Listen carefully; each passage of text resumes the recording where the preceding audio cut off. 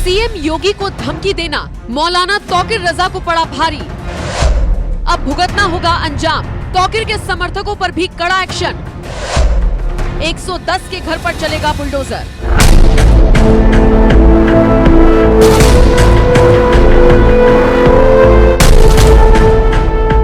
पिछले 4 दिनों में देश के अलग अलग कोनों से कुछ ऐसी खबरें आई जिन्होंने देशवासियों की चिंता को बढ़ा दिया।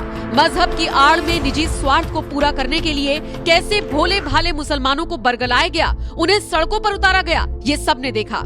सवाल उठने लगे कि हल्द्वानी और बरेली मामले का जिम्मेदार कौन और इन पर कार्रवाई कब तक होगी। सवालों का जवाब देने में बीजेपी शासित राज्यों की पुलिस ने ज्यादा देर नहीं लगाई। 72 घंटों के अंदर पहले तो हल्द्वानी में भीषण एक्शन की खबर आई और शनिवार रात होते होते बरेली मामले में संलिप्त आरोपियों के खिलाफ भी एक्शन का आदेश दे दिया गया।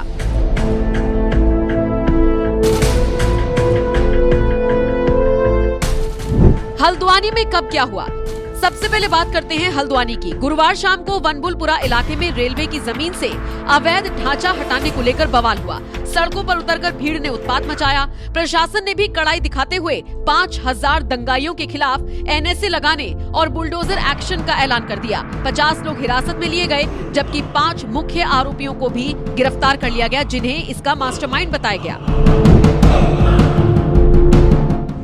बरेली में कब क्या हुआ। हल्द्वानी में बवाल चल ही रहा था कि शुक्रवार को बरेली से खबर आ गई। मौलाना तौकीर रजा ने भड़काऊ भाषण देते हुए सैकड़ों मुसलमानों से सड़कों पर उतरने का आह्वान किया, जिसके बाद बरेली के श्यामगंज के 2 इलाकों में कुछ उत्पातियों ने जमकर बवाल काटा।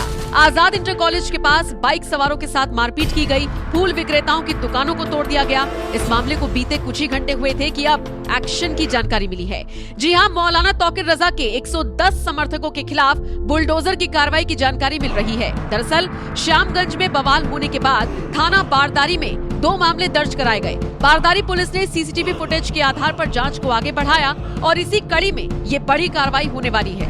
मौलाना तौकीर रजा के समर्थकों के खिलाफ तो एक्शन होने वाला है, लेकिन तौकीर को कब गिरफ्तार किया जाएगा, ये सवाल सबके जहन में है। सुन लीजिए किस तरह से मौलाना तौकीर रजा विवादित बयान देकर भड़काने का काम कर रहा है। बाकी आप इस ताबड़तोड़ एक्शन पर क्या राय रखते हैं, कमेंट करके जरूर बताएं।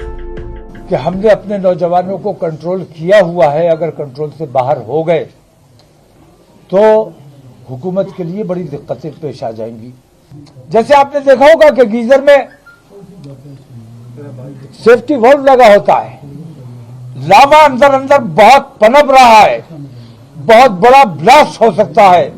मैंने ये छोटा सा काम करके लोगों के जज्बात को कंट्रोल करने की कोशिश की है और सेफ्टी वाल्व का काम किया है। मैंने उस प्रेशर को दूसरे रास्ते से निकाला है ताकि वो जो हमारे शहर का अमन खराब ना हो।